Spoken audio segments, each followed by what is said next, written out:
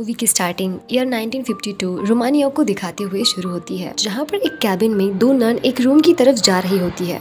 उनके दोनों साइड पर बहुत सारे क्रॉस लगे हुए थे, जो इस बात को प्रेजेंट कर रहे थे कि किसी शैतानी रूह को रोकने के लिए उन्हें लगाया गया है। बाहर डोर पर लिखा होता है फिनिटिक ड्यू, यानी कि गॉड का साथ यही तक।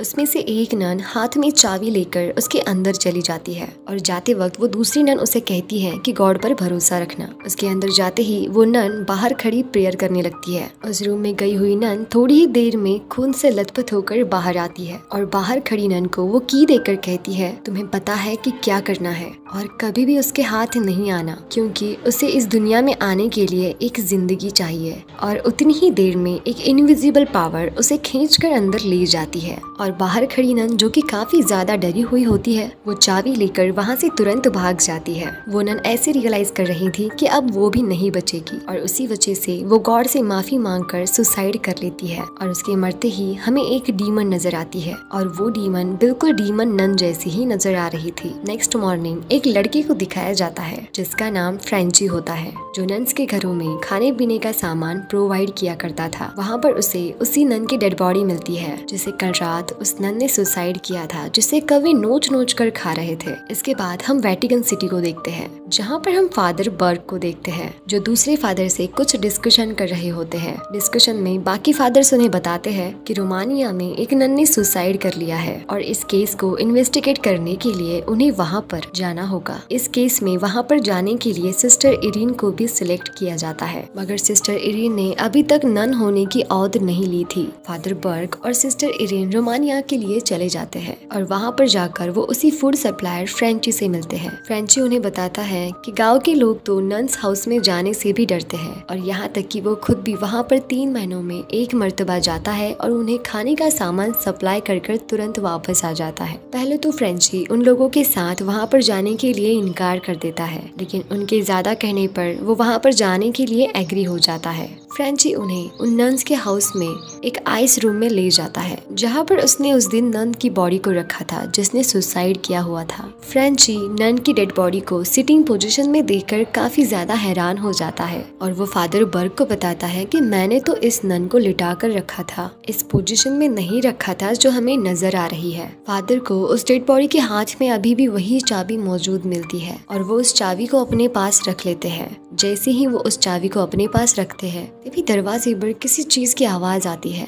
अब फ्रेंची उन्हें बताते हैं कि ये वही डोर है जहाँ से नन उनकी सप्लायर्स को अंदर लेती थी, ताकि उन्हें एक कदम भी अपने घर से बाहर रखना ना पड़े। फादर उस बॉडी को रिचुअल कर दफना देते हैं। उसी दौरान एक दूसरे कब्र पर लगी हुई घंटी अपने आप बजने लगती है। तब फादर बर्ग सिस्टर इरीन को बताते हैं कि इस कब्र में जो भी इंसान दफन है वो किसी बीमारी में जूझ रहा था और उसी वजह से उसकी डेथ हो गई थी। और ये घंटी लगाने का मतलब ये है कि अगर किसी शख्स को मरा हुआ समझकर दफना दिया गया हो तो वो घंटी बजाकर ये बता दे कि वो मरा नहीं है। फ्रेंची उन्हें नन हाउस के मेन गेट पर ले जाता है, जहाँ उसे नन की डेड बॉडी मिली थी। इसी दौरान फादर बर्ग को एक विंडो में एक नन नजर आती है। जब वो लोग आगे बढ़ते हैं तो वो तीनों एक चीज को देखकर बहुत ज्यादा हैरान हो जाते हैं कि उस नन का ब्लड, जो कि उसके सुसाइड करने के बाद यहाँ गिरा था, वो अभी तक बिल्कुल फ्रेश है, जबकि इस इंसिडेंस को तो 2 हफ्ते पूरे हो चुके थे। इसके बाद वो तीनों भी एक चर्च में जाते हैं, जहाँ पर उन्हें एक नन मिलती है जिसका पूरा का पूरा फेस कवर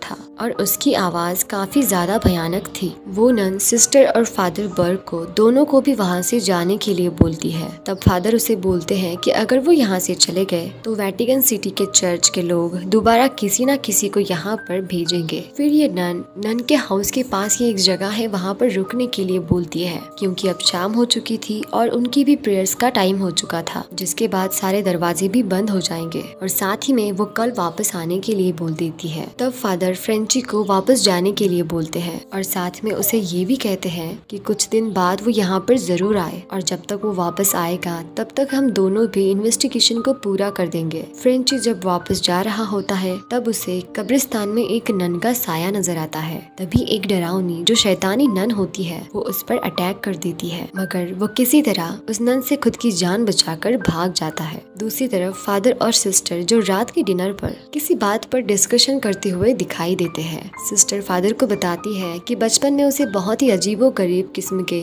सपने आया करते थे, लेकिन हर विजन के बाद उसके सपने में एक ही बात आती थी, मेरी उन्हें रास्ता दिखाएगी। इसी बात पर फादर बर्ग भी उन्हें अपनी जिंदगी का एक हिस्सा बताते हैं और वो इंसिडेंस फ्रांस में हुआ था। वो बताते हैं कि वो एक बच्चे का एग्जॉर्सिज्म कर रहे थे और उस एग्जॉर्सिज्म के दरमियान वो बच्चा काफी ज्यादा इंजर्ड हो चुका था और अफसोस की बात तो ये है कि कुछ अरसे बाद ही उसकी डेथ हो गई और उसकी डेथ से फादर काफी ज्यादा दुखी थे और कहीं ना कहीं इस बात के जिम्मेदार वो खुद को ही समझ रहे थे। अगली रात एक ट्रांजिस्टर खुद ब खुद चलने लगता है जिसकी आवाज से फादर बर्ग नींद से जाग जाते हैं। जब फादर बर्ग उठकर चेक करते हैं तब उन्हें एक छोटे बच्चे का साया नजर आता है और ये उतनी ही एज का बच्चा था जितने कम एज के बच्चे की उन्होंने एक्सॉर्सिज्म किया था और जिसकी उसी बीच में मौत हो गई थी। और उस बच्चे का पीछा करते करते वो उस नन हाउस के बाहर आ जाते हैं। तब फादर बर्ग को ये पता चलता है कि ये बच्चा कोई और नहीं, ये वही है जिसका उन्होंने एक्सॉर्सिज्म किया था, लेकिन अब वो शैतान बन गया है। उसी वक्त उस बच्चे के मुंह से एक सांप निकलता है जो फादर पर अटैक कर देता है। फादर काफी ज्यादा घबरा जाते हैं और पीछे पड़े एक काले कॉफिन में गिर जाते हैं जिसका दरवाजा अपने आप बंद हो जाता है और वो जिंदा ही उसमें दफन हो जाते हैं। वो अपनी हेल्प के लिए उस कब्र पर लगी हुई घंटी को बार बार बजा रहे होते हैं, जबकि दूसरी तरफ हवा के झोंके की वजह से सिस्टर की आंख खुल जाती है। सिस्टर इरीन को हल्की हल्की प्रेयर चेंटिंग की आवाजें भी आ रही थी और सिस्टर इरीन जब उन आवाजों को फॉलो करती हुई एक रूम की तरफ जाती है तभी एक डीमन नन उसका पीछा करती है। सिस्टर इरीन वहां तक पहुंच जाती है जहां पर वो प्रेयर चल रही थी। वो देखती है कि काफी सारी नन वहां पर मौजूद है जो उस वक्त वहां पर प्रेयर कर रही थी। उन्हें वो साया भी नजर आता है जो आहिस्ता आहिस्ता नीचे आता हुआ उस शीशे में उतर आता है और वो डीमन नन सिस्टर पर अटैक कर देती है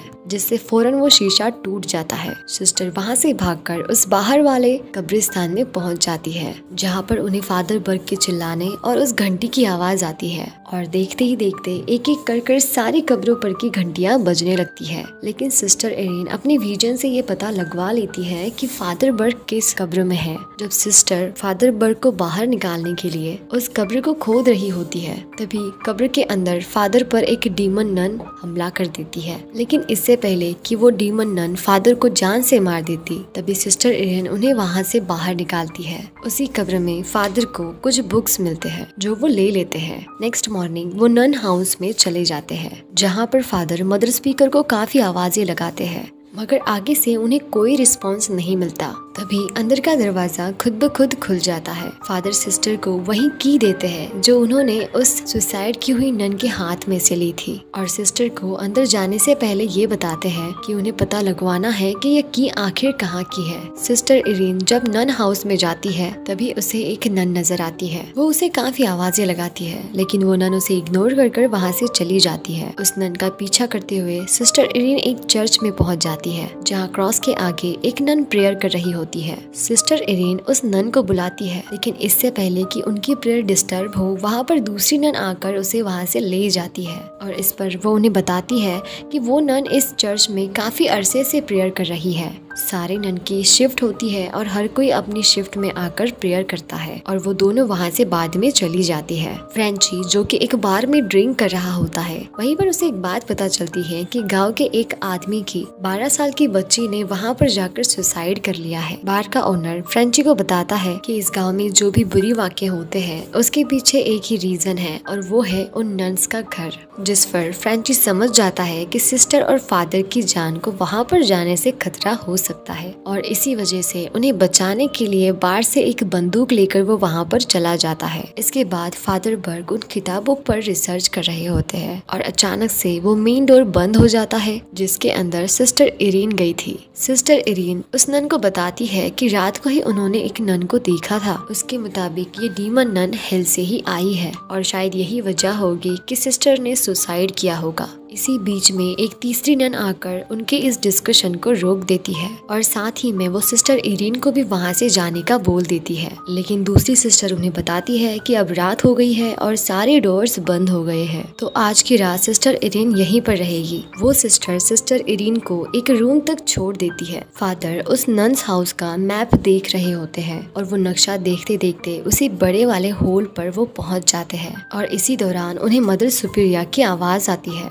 फादर सुपीरियर मदर के पास पहुंचकर उन्हें बताते हैं कि यहाँ पर कुछ ना कुछ बहुत बुरा हो रहा है और साथ ही साथ में वो उस चाबी का भी जिक्र कर देते हैं। लेकिन मदर सुपीरियर उन्हें समझाती है कि अब इसका कोई फायदा नहीं है। सिस्टर इरीन को एक बार फिर से वो विजन आता है, यानी कि मदर मैरी उन्हें रास्ता दिखाएगी और इस बार के विजन में वो डीमन नन भी उन्हें नजर आती है। उतनी ही देर में सिस्टर की आंख खुल जाती है और वो देखती है कि उनके रूम में एक नन है। जब वो उसके पास जाती है तभी उसे उस नन के सुसाइड वाला विजन आता है। इसी दौरान उनके रूम का दरवाजा खुलता है और वो बाहर आ जाती है और चलते चलते वो उस डोर तक भी पहुंच जाती है जहाँ पर फिनिटिक ड्यू लिखा हुआ था और उतनी ही देर में वो दरवाजा भी खुल जाता है और हमें वहाँ पर वो डीमन नन नजर आती है। ये डीमन नन सिस्टर इरीन को डराते डराते उस पर अटैक कर देती है, लेकिन सिस्टर इरीन किसी तरह से खुद की जान बचाकर वहाँ से भाग आती है और रास्ते में वो दूसरी सिस्टर उसे पकड़कर सेव कर देते हैं। सिस्टर इरीन जब दोबारा नन्स हाउस में आती है तब वो वहाँ पर एक नन को देखती है जो उस वक्त वहाँ पर प्रेयर कर रही थी और उसके पास में एक डेड बॉडी भी पड़ी हुई थी। सिस्टर इरीन जब डेड बॉडी को चेक करने के लिए उसके पास जाती है तब वो देखती है कि वो डेड बॉडी किसी और की नहीं,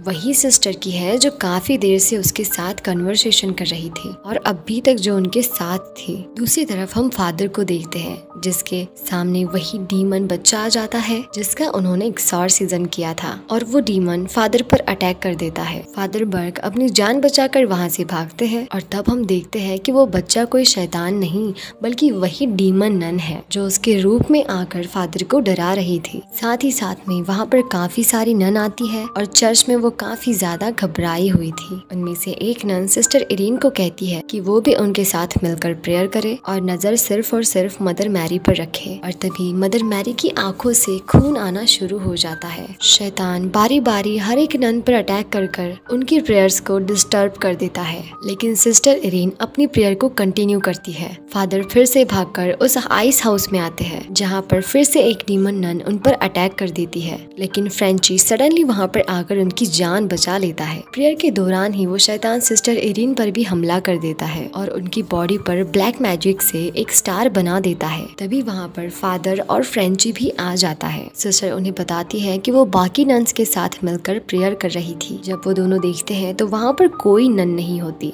सिर्फ और सिर्फ वही एक डेड बॉडी पड़ी हुई होती है। सिस्टर अब जब दोबारा से उस डेड बॉडी के ऊपर से पर्दा हटाती है तब वो समझ जाती है कि अब कोई भी नन जिंदा नहीं बच पाएगी, सबको उस शैतान ने मार डाला है और यहाँ तक कि ये नन्स हाउस भी अब प्योर नहीं रहा। और अचानक से वो डेड बॉडी अब फादर पर अटैक कर देती है, लेकिन फादर प्योर वाटर उस पर छिड़क कर उसे जला देते हैं।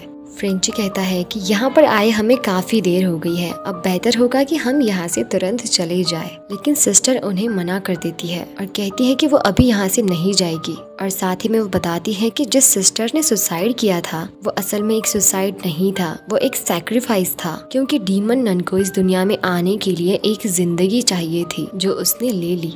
वो कहते हैं कि हमें उस हॉल के दरवाजे को बंद करने के लिए उस निशान को ढूंढना होगा जो पाक निशान है, यानी यीशु ख्रिस्त का ब्लड। अब वो सोच रहे थे कि आखिर वो निशानी उन्हें मिलेगी कहाँ से। तब इरीन उन्हें बोलती है कि मदर सुपीरियर की डेड बॉडी उन्हें एक जगह पर मिली थी जहाँ पर जाने का रास्ता भी उसे पता है, लेकिन वो बोलती है कि वहाँ पर पहुँचने से पहले उसे नन होने की औत लेनी होगी और तभी उन्हें अपने इस मिशन में सक्सेस मिलेगी और जो विजन्स उन्हें आते हैं वो गॉड की तरफ से ही आते हैं। अब वो अपनी सारी जिंदगी गॉड के नाम करने जाने वाली थी। इस बात पर फादर काफी ज्यादा सेटिस्फाइड हो जाते हैं और सिस्टर फाइनली नन की औहद ले लेती है और अब वो एक नन बन जाती है और अब वो तीनों भी उसी बेसमेंट में जाते हैं और वहाँ पहुँचते हैं जहाँ पर मदर मैरी की डमी पड़ी होती है। मदर मैरी का स्टैचू एक पार्ट पर डायरेक्शन के साथ अपनी उंगली दिखा रही थी, जिस पर फादर बर्ग इरीन को बोलता है कि ये आपका वही विजन है कि मदर मैरी आपको एक रास्ता दिखाएगी। मदर मैरी के हाथ के उसी डायरेक्शन में उन्हें एक दरवाजा मिलता है जिससे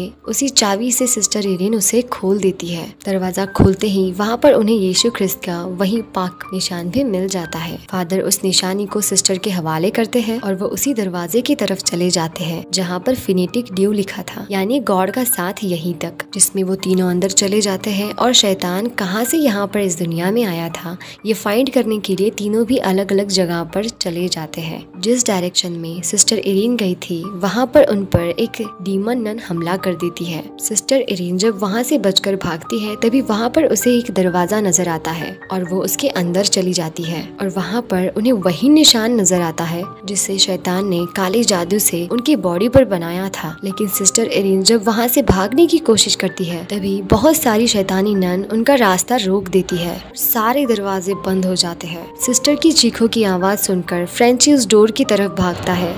दूसरी तरफ बहुत सारी नन फादर का भी रास्ता रोकती है। तभी फादर बर्ग आग का एक क्रॉस बनाकर वहाँ से भाग आते हैं। फ्रेंची जब उस डोर के अंदर जाता है तभी वहाँ पर उसे काफी सारी शैतानी नन नजर आती है और उस निशान के बीचों बीच उन्हें सिस्टर एरिन बहुत ही अजीबोगरीब पोजीशन में नजर आती है, यानी कि उस डीमन नन ने अब उसे पोजेस कर लिया था और वो डीमन नन सिस्टर एरिन के रूप में फ्रेंची पर अटैक कर देती है और फ्रेंची यीशु ख्रिस्त के ब्लड को निकाल कर सिस्टर एरिन के चेहरे पर लगा देता है और तब वो डीमन नन सिस्टर की बॉडी को छोड़ देती है। लेकिन वो डीमन नन अब खुद से फ्रेंची पर फिर से अटैक कर देती है। सिस्टर एरिन जब फ्रेंची को बचाने के लिए आगे आती है तब वो डीमन नन अपनी शैतानी पावर से उसे उछालकर फेंक देती है जहाँ पर बहुत सारा पानी था। फादर बर्ग पर भी उस बच्चे के रूप में जाकर वो शैतान उन्हें भी काफी ज्यादा डरा देता है। उस शैतान के मुंह से एक स्नेक फिर से बाहर निकलता है जो कि फादर को जख्मी कर देता है। सिस्टर जब पानी से बाहर आने लगती है तब उन्हें ये एहसास होता है कि वो पाक निशानी उनके गले से बाहर इसी पानी में बह गई है। तभी वो डीमन नन पानी से बाहर निकलकर सिस्टर एरिन पर हमला कर देती है। फादर बर्ग सिस्टर एरिन को बचाने की बहुत ज्यादा कोशिश कर रहे थे लेकिन वो डीमन नन शैतानी ताकतों से उन्हें दूर फेंक देती है। सिस्टर एरिन को तभी पाक निशानी मिल जाती है और उसमें से वो ब्लड वो खुद के मुंह में भर लेती है। तभी डीमन नन की नजर उस खाली पाक निशानी पर जाती है जिसमें अब खून नहीं था क्योंकि उसमें का सारा खून सिस्टर एरिन ने अपने मुंह में भर लिया था। जब वो डीमन नन सिस्टर एरिन को मारने लगती है तभी सिस्टर एरिन अपने मुंह में भरा हुआ यीशु ख्रिस्त का ब्लड उस डीमन नन पर थूक देती है जिससे डीमन नन का वजूद खत्म होने लगता है। उस खून के कुछ कतरे उस पानी में भी गिर जाते हैं जिससे वो डीमन नन और वो पानी हेल की डोर के अंदर वापस जाकर बंद हो जाते हैं और हेल का वो बड़ा सा होल फिर से बंद हो जाता है। नेक्स्ट मॉर्निंग जब वो तीनों भी नन हाउस को छोड़कर जाने लगते हैं तभी सिस्टर एरिन वहाँ पर लास्ट प्रे करती है। अब वो फ्रेंची को ये भी बात बताती है कि ये जगह बिल्कुल प्योर है। तभी हम देखते हैं कि फ्रेंची के गले पर पीछे से एक उल्टा क्रॉस बना हुआ होता है जिससे हमें इस बात का एहसास होता है कि डीमन नन ने अपना कुछ कांटेक्ट पीछे छोड़ दिया है। और इसी सस्पेंस के साथ ये मूवी यहीं पर एंड हो जाती है। अगर एक्सप्लेनेशन पसंद आया हो तो प्लीज मेरे वीडियो को लाइक कर दीजिए और अगर सच में आपको इसी तरह की मूवीज एक्सप्लेनेशन पसंद है तो प्लीज मेरे चैनल को सब्सक्राइब कर लीजिए और साथ ही में उस बेल आइकन को भी प्रेस कर दीजिए ताकि मैंने अपलोड की हुई हर एक वीडियोस की नोटिफिकेशन आपको मिल सके। तो हम फिर मिलेंगे एक नई मूवी के नई एक्सप्लेनेशन में। तब तक के लिए thank you so much for watching me. Thank you.